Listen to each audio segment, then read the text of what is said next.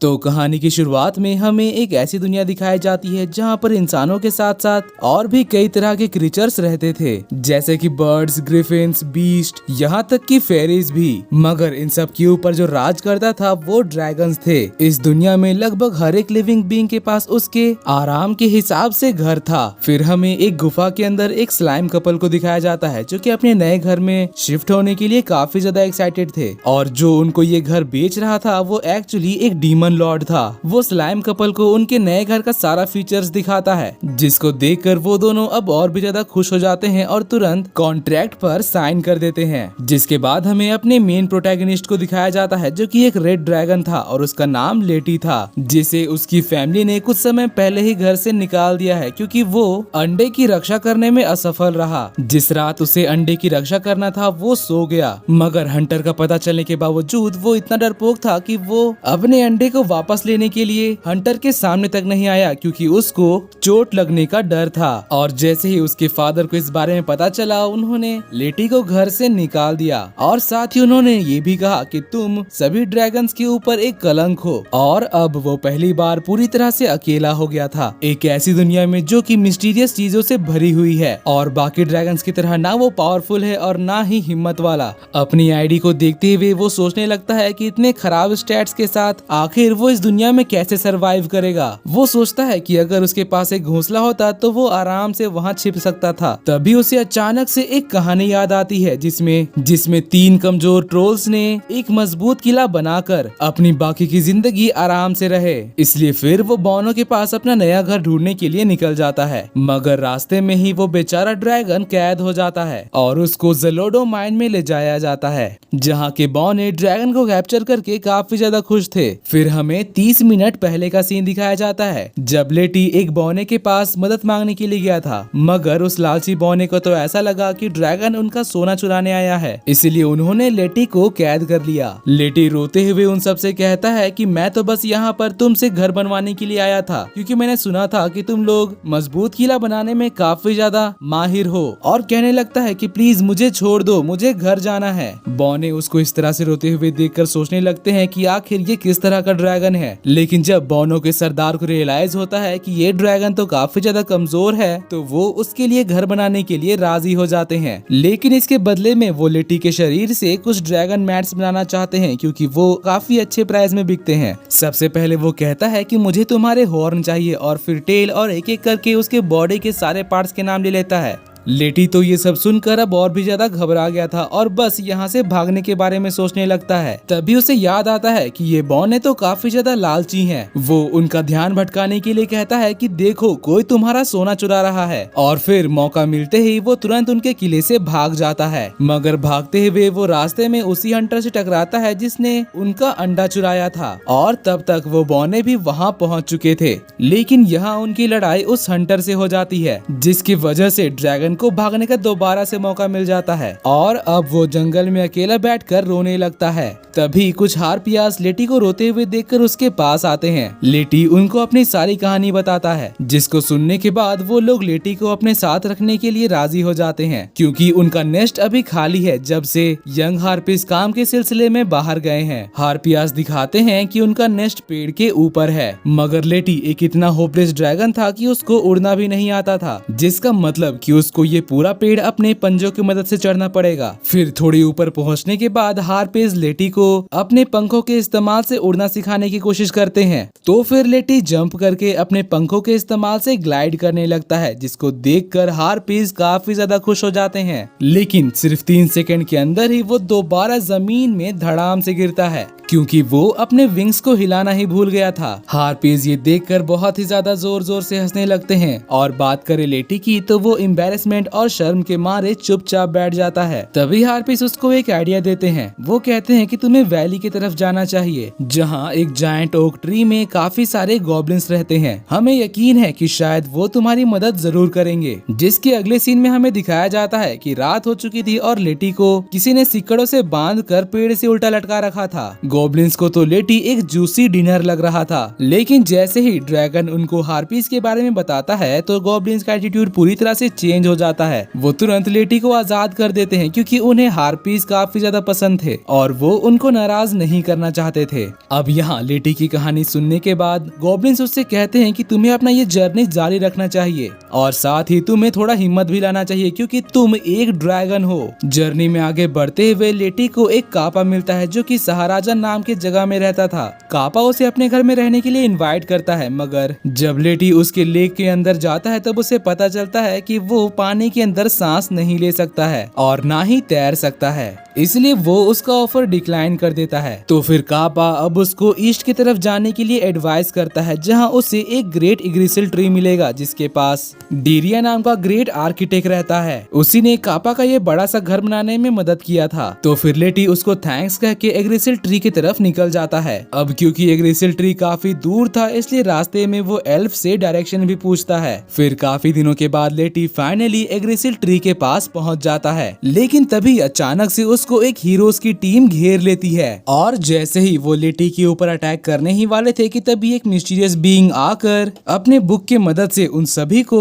चुटकियों में हरा देता है। इतने खतरनाक पावर को देखकर लेटी पूरी तरह से शॉक्ड हो गया था और साथ ही वो बेहोश भी हो गया था, मगर इसके कुछ देर बाद वो बोनो का डरावना सपना देखकर जाग जाता है और फिर उस ग्रे हेयर्ड एल्फ के सामने खुद को इंट्रोड्यूस करता है और कहता है कि मैंने सुना था कि इस जगह पर एक लेजेंडरी आर्किटेक्ट रहता है, जिस पर एल्फ रिवील करता है कि तुम जिसकी तलाश कर रहे हो वो मैं ही हूँ, द वन एंड ओनली डीरिया। अब पहले तो वो थोड़ा घबरा गया था, लेकिन फिर वो डीरिया के सामने रिक्वेस्ट करता है कि प्लीज तुम मेरी घर ढूंढने में मदद करो। अब क्योंकि डीरिया इतने सेंचुरीज से रियल एस्टेट बिजनेस में है इसलिए वो लेटी को 3 ऑप्शंस देता है। पहला कि वो अपना घर शुरुआत से बनाए, दूसरा उसे दूसरा का बना बनाया घर खरीदना होगा, या तीसरा वो किसी प्रॉपर्टी डीलर से रेंट पर घर ले सकता है। डीरिया बताता है कि वो एक रजिस्टर्ड आर्किटेक्ट भी है और साथ ही एक लाइसेंस रियल एस्टेट एजेंट भी। और अब जबकि लेटी के पास इतना ज्यादा ऑप्शन था इसलिए वो काफी ज्यादा कंफ्यूज हो जाता है। उसे तो ऐसा लग रहा था कि डीरिया उसके लिए ही अवतार लेकर आया है। जिसके बाद डीरिया लेटी को अपना कार्ड देता है जिस पर लेटी पढ़ता है कि यहाँ तो डीमन लॉर्ड लिखा हुआ है। तो इस पर डीरिया कहता है कि हाँ मेरा ये भी एक काम है। फिर वो लेटी से पूछता है कि बता तुम अपना घर देखने के लिए कौन सा रास्ता अपनाना चाहते हो, जिसके जवाब में लेटी कहता है कि मुझे तो बस एक छोटा सा झोपड़ी चाहिए जो कि आरामदायक और उसके साइज का होना चाहिए। अब उसके बताए हुए डिजाइन को बनाते वक्त डीरिया बताता है कि अगर तुम ऐसे किसी घर में रहोगे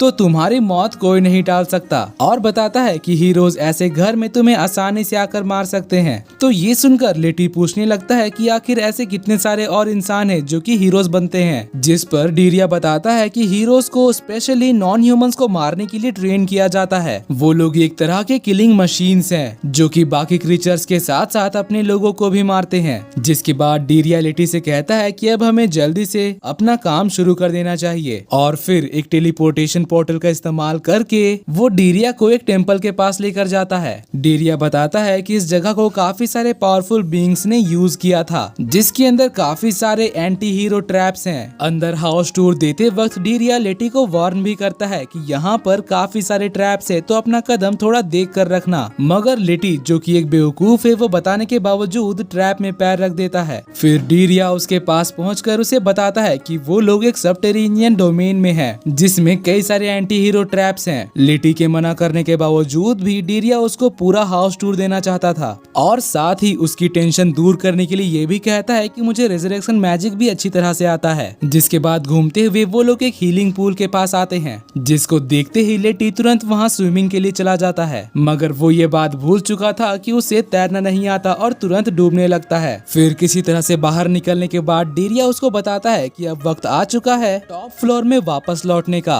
अब जैसे ही वो दीवार चढ़ना शुरू करता है तभी अचानक से वहाँ कुछ हीरोज आ जाते हैं और लेटी के ऊपर अटैक करने ही वाले थे कि तभी उनके सामने डीरिया आ जाता है। तो अब ड्रैगन मीट ना मिलने के फ्रस्ट्रेशन से वो लोग डीरिया के ऊपर ही अटैक करना शुरू कर देते हैं, मगर डीमन लॉर्ड तो बिना एक बूंद पसीना बहाए उन सभी को एक ही झटके में खत्म कर देता है। फिर जैसे ही लेटी ऊपर पहुंचता है तो डीरिया वहां जाकर देखता है कि लेटी तो काफी ज्यादा थक गया है, इसलिए वो उसको जाकर उसकी इतनी मेहनत के लिए शाबाशी देता है। वहीं लेटी इस चीज से काफी ज्यादा इमोशनल हो जाता है क्योंकि उसके फादर ने आज तक कभी भी उसको किसी भी चीज के लिए अप्रिशिएट नहीं किया था। फिर इसके बाद कुछ दिनों तक लेटी एक घायल सिपाही की तरह चल रहा था, जिसको देखकर डीरिया पूछता है कि क्या तुम ठीक हो, जिस पर लेटी कहता है कि मेरे मसल्स थोड़ा क्रैम्प कर रहे थे, मगर तुम मुझे ये बताओ कि हमारा अगला डेस्टिनेशन कहाँ है। फिर इसके कुछ समय बाद डीरिया रिवील करता है कि उनका अगला स्टॉप एक ऐसी जगह है जहाँ पर कभी भी कोई हीरो नहीं आना चाहेगा, और अगर लेटी इस जगह पर रहता है तो उसे कभी भी अकेला फील नहीं होगा। फिर जैसे ही वो लोग मैंशन के अंदर पहुँचते हैं, लेटी देखता है कि ये जगह तो सिर्फ देखने में ही डरावना नहीं बल्कि सच में काफी ज्यादा डरावना है, और इसका नाम भी मैंशन ऑफ द डेड है। लेटी तो डर के मारे यहाँ से भागने की कोशिश करता है,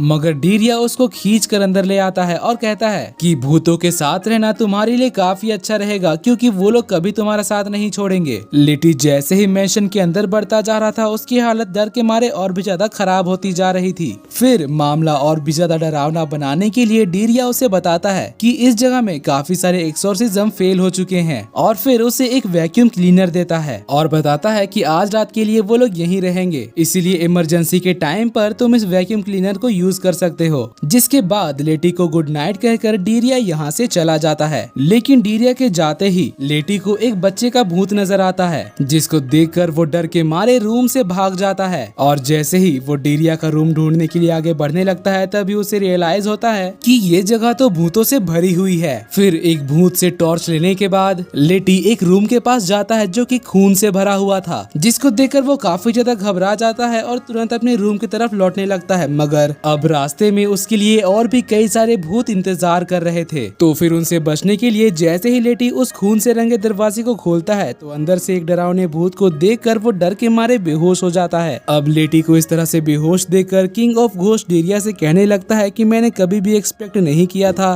कि एक ड्रैगन इतना ज्यादा डरपोक भी हो सकता है। भूतों के राजा सैम्यूल से मिलने के बाद डीरिया को पता चलता है कि वो लोग तो बस यहाँ पर उन्हें वेलकम और हेलो कहने आए थे। तभी सैम्यूल को याद आता है कि डीरिया पहले भी एक ड्रैगन के साथ रहता था, जिस पर डीरिया कहता है कि हाँ, ड्रैगन के साथ रहे मुझे काफी समय हो गया है, और शायद इसी वजह से लेटी के लिए मेरे दिल में एक सॉफ्ट स्पॉट है। जिसके बाद लेटी डीरिया से कहता है कि उसे एक ऐसा घर चाहिए जहाँ वो रिलैक्स कर सके। तो अब उसकी बात समझने के बाद डीरिया उससे प्रॉमिस करता है कि वो उसे एक ऐसा घर दिलाएगा जो कि उसे बहुत पसंद आएगा। अब वहाँ से जाने के बाद अगले दिन जैसे ही वो दोनों अपना जर्नी रिज्यूम करते हैं, तब डीरिया लेटी से पूछता है कि क्या तुम मेरे साथ एक जगह पर चलना चाहोगे, जिस पर लेटी एक वफादार कुत्ते की तरह कहता है कि हाँ, क्यों नहीं, मगर साथ ही वो ये भी पूछता है कि आखिर तुम वहाँ किस लिए जाना चाहते हो।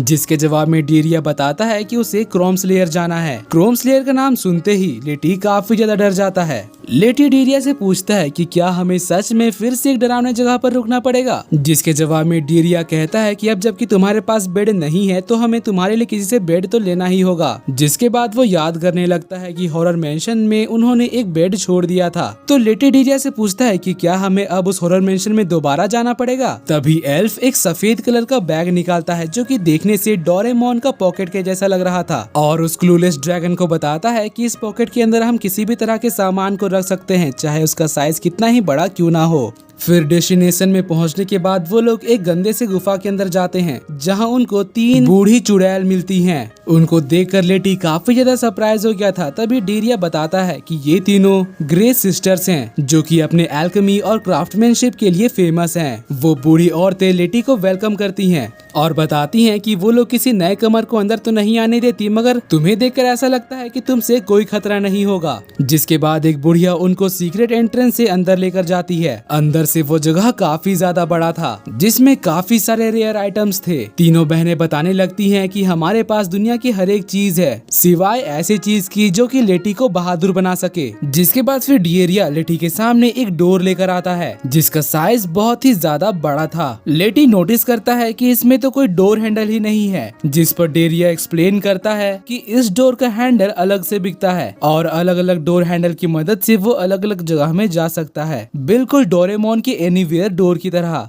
लेटी तो ये सुनकर बहुत ही ज्यादा खुश हो जाता है कि उसको अब ट्रैवल करने के लिए बिल्कुल भी चलना नहीं पड़ेगा। लेटी वहाँ रखा एक डोर हैंडल उठाकर जल्दी से दरवाजा खोलता है, लेकिन उसके सरप्राइज में दरवाजे की दूसरी तरफ डॉर्फ्स का शहर खुल जाता है और ये बौने अब भी ड्रैगन मीट ना मिलने की वजह से उदास थे। अब लेटी को इस तरह से डरा हुआ देखकर तीनों सिस्टर उसका ध्यान एक दूसरे डोर की तरफ करती है, जिसका नाम था door of the Gallant lady. लेटी भी डोर पर बने हुए ब्यूटीफुल लेडी की पेंटिंग देखकर बहुत ही ज्यादा खुश हो जाता है। तभी अचानक से वो पेंटिंग बोलने लगती है और डेरिया लेटी को बताता है कि अगर तुम सही समय में मैजिकल वर्ड्स का इस्तेमाल करते हो तो ये लेडी तुम्हें तुम्हारी मनचाही जगह पर ले जाएंगी, लेकिन अगर तुमने ज्यादा समय लगा दिया तो ये तुम्हारे ऊपर एक घटिया सी पोयम सुनाएगी। और हमेशा की तरह इस बार भी लेटी का किस्मत खराब था। गैलेंट लेडी अनाउंस करती है कि अब समय पूरा हो चुका है और फिर लेटी के ऊपर एक बहुत ही घटिया और उसका इंसल्ट करने वाला पोयम सुनाती है, जिसको सुनकर लेटी एम्बैरेसमेंट के मारे रोने लगता है। तो फिर उसको चुप कराने के लिए डारिया उसका ध्यान ऊपर फायर प्लेस की तरफ करता है। लेटी को ये आइडिया बहुत ही ज्यादा पसंद आता है और वो फायर प्लेस के साथ अपना फ्यूचर इमेजिन करने लगता है, लेकिन उसका ये सपना तब टूट जाता है जब डारिया उसे बताता है कि ये फायर प्लेस बहुत ही ज्यादा भारी है और जब तक तुम 10 ग्रेट खली को नहीं खा लेते हो तब तक तुम इसे नहीं उठा पाओगे। और बात करें उन सिस्टर्स की तो वो लेटी से कहती हैं कि इस फायर प्लेस को रखने के लिए पहले तो तुम्हें एक घर की जरूरत है, जिसको सुनकर लेटी का डिप्रेशन अब और भी ज्यादा बढ़ जाता है। तो ये चीज देखकर अब डेरिया लेटी से पूछता है कि क्या तुम एक नया घर शुरू से बनाना चाहते हो, जिसको सुनकर लेटी काफी ज्यादा खुश हो जाता है और फिर वो दोनों टेलीपोर्ट होकर एक पहाड़ी के ऊपर चले जाते हैं, जिसका लोकेशन बहुत ही ज्यादा सुंदर था।